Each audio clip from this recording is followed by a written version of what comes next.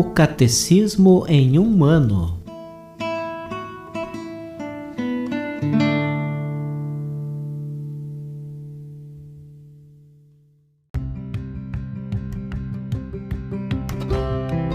Olá, eu sou Yuri, seminarista da Diocese de Ponta Grossa, Paraná. Você está ouvindo o podcast O Catecismo em um ano. Vamos ler todo o Catecismo da Igreja Católica ao longo de 365 episódios. Estamos utilizando a tradução em português apresentada pela CNBB em 2013, baseada na edição típica em latim de 1997. Baixe o plano de leitura por meio de um link que você encontra na página do Instagram O Catecismo em um ano ou na descrição desse podcast.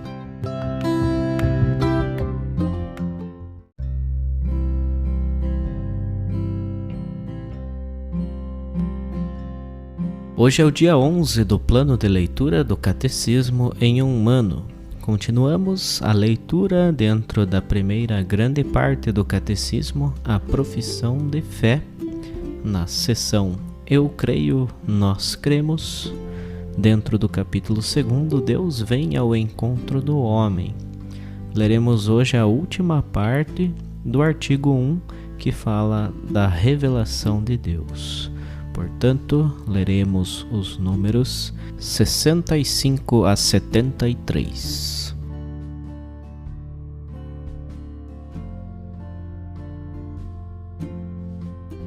Terceiro, Cristo Jesus, mediador e plenitude de toda a revelação. Deus tudo disse no seu verbo.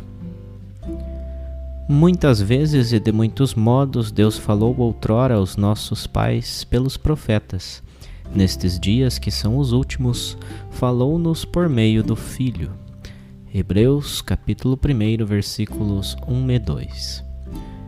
Cristo, o Filho de Deus feito homem, é a palavra única, perfeita e insuperável do Pai.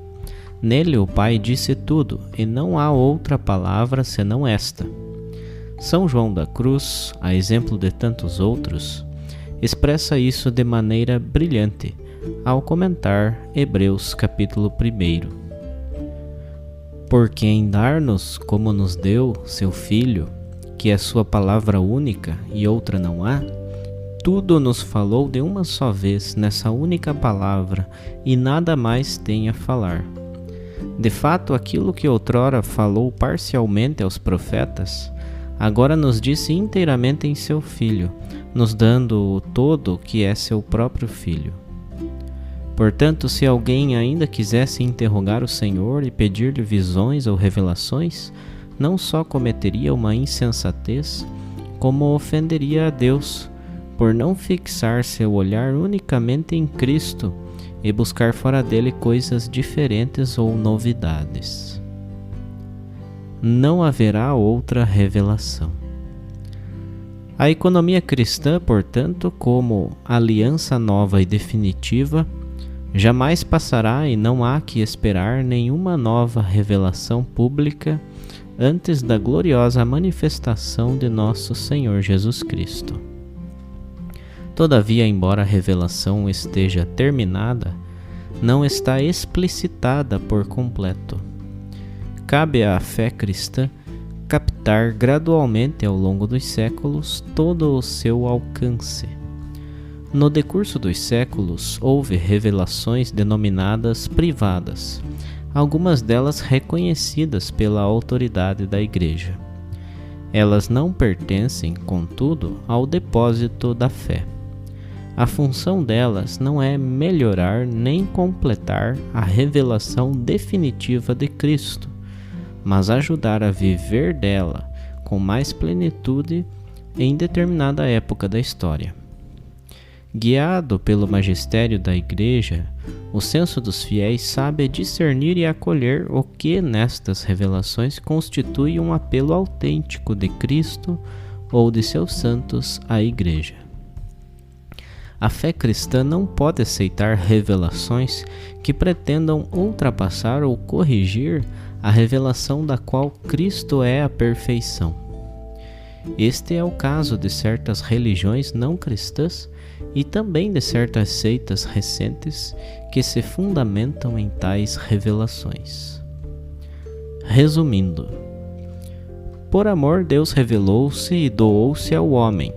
Assim lhe oferece uma riquíssima e definitiva resposta às questões que o homem se faz acerca do sentido e do objetivo de sua vida. Deus revelou-se ao homem, comunicando-lhe gradualmente seu próprio mistério por meio de ações e de palavras. Para além do testemunho que Deus dá de si mesmo nas coisas criadas, ele manifestou-se pessoalmente aos nossos primeiros pais. Falou-lhes e, depois da queda, prometeu-lhes a salvação e ofereceu-lhes sua aliança. Deus fez com Noé uma aliança eterna entre ele e todos os seres vivos. Esta há de durar enquanto durar o mundo. Deus escolheu Abraão e fez uma aliança com ele e sua descendência. Daí formou seu povo, ao qual revelou sua lei por intermédio de Moisés. Pelos profetas preparou este povo a acolher a salvação destinada à humanidade inteira. Deus revelou-se plenamente enviando seu próprio Filho, no qual estabeleceu sua aliança para sempre. O Filho é a palavra definitiva do Pai, de modo que depois dele não haverá outra revelação.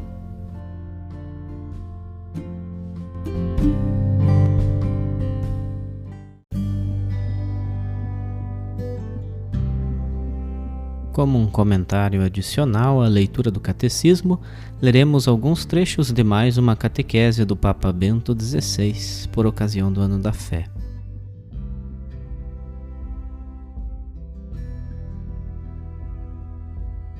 Papa Bento XVI, Audiência Geral, quarta-feira, 16 de janeiro de 2013.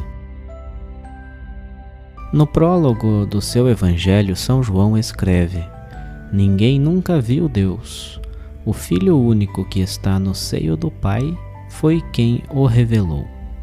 João capítulo 1, versículo 18. Gostaria de meditar sobre este revelar o rosto de Deus. Em todo o Antigo Testamento está bem presente o tema da procura do rosto de Deus, o desejo de conhecer esta face, o desejo de ver Deus como Ele é. A tal ponto que o termo hebraico panim, que significa rosto, aparece 400 vezes, das quais 100 se referem a Deus. E, no entanto, a religião judaica proíbe totalmente as imagens, porque Deus não pode ser representado, como ao contrário faziam os povos vizinhos com a adoração dos ídolos. Por conseguinte, com esta proibição de imagens, o Antigo Testamento parece excluir totalmente o ver do culto e da piedade. Então, o que significa para o israelita piedoso procurar o rosto de Deus, na consciência de que não pode haver qualquer imagem sua? A pergunta é importante. Por um lado, deseja-se dizer que Deus não pode ser reduzido a um objeto, como uma imagem que se toma nas mãos, mas também não se pode pôr algo no lugar de Deus.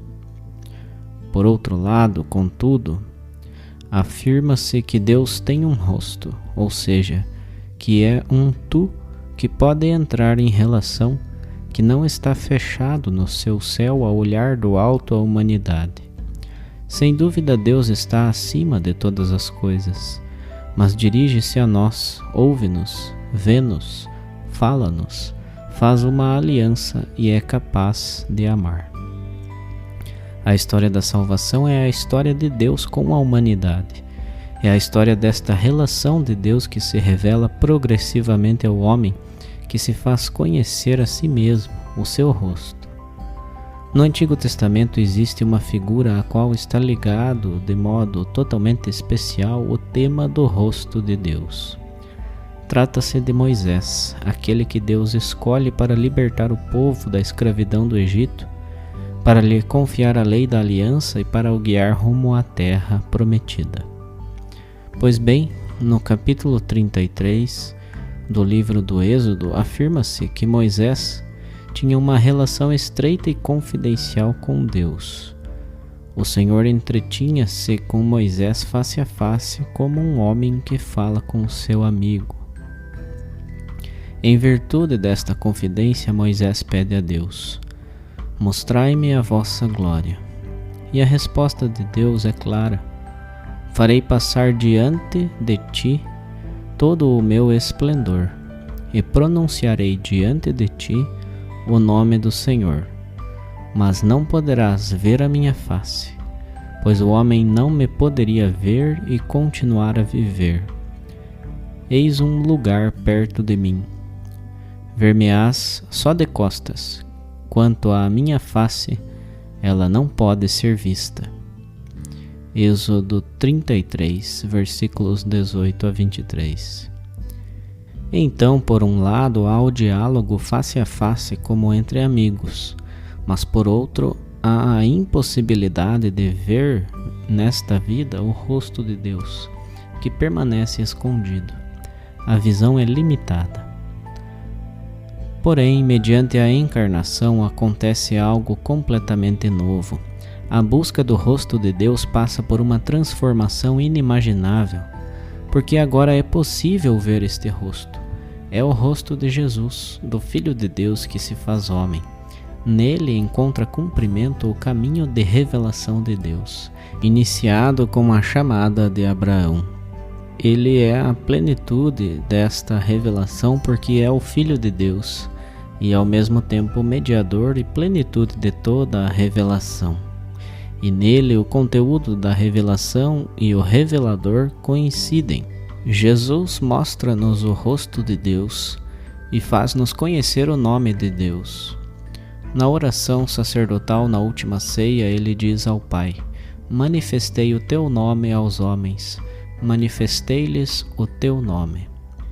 João capítulo 17, versículos 6 e 26. A expressão nome de Deus significa Deus como aquele que está presente no meio do homem. A Moisés, junto da sarça ardente, Deus tinha revelado o seu nome, ou seja, tornou-se invocável, lançou um sinal concreto do seu estar no meio dos homens. Tudo isto em Jesus tem o seu cumprimento e plenitude. Ele inaugura de um modo novo a presença de Deus na história, pois quem o vê, vê o Pai, como diz a Filipe. O cristianismo, afirma São Bernardo, é a religião da palavra de Deus, e não de uma palavra escrita e muda, mas do Verbo encarnado e vivo. O desejo de conhecer Deus realmente, ou seja, de ver o rosto de Deus, está inscrito em cada homem, inclusive nos ateus. E nós talvez tenhamos, de modo inconsciente, este desejo de ver simplesmente quem Ele é, o que Ele é, quem é Ele para nós.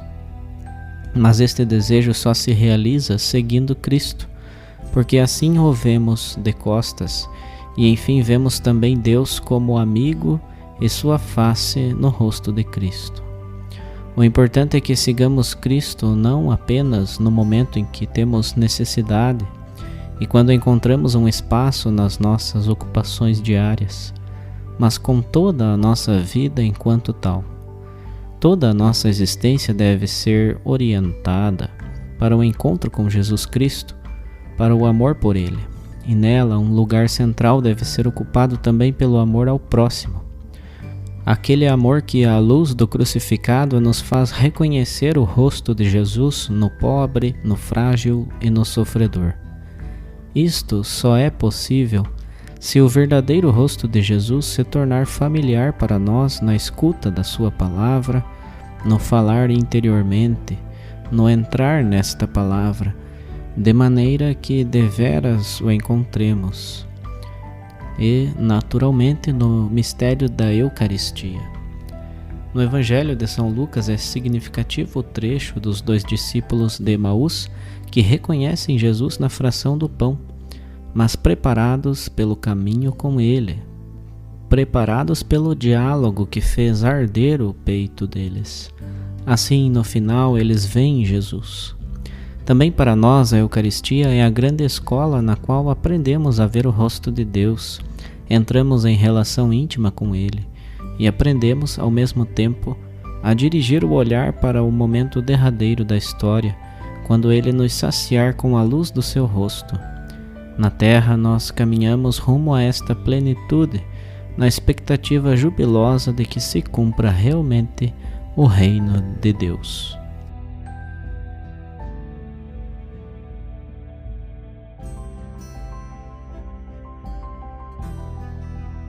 Os textos das catequeses papais encontram-se na íntegra no site da Santa Sé, vatican.va.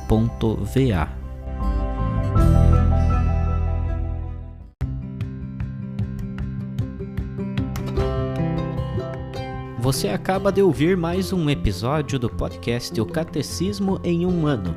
Continue nesse bom propósito de aprofundar o conhecimento e a vivência da fé católica e procure participar da sua comunidade. Rezemos por todos que estão fazendo esse caminho de leitura do Catecismo. Até amanhã!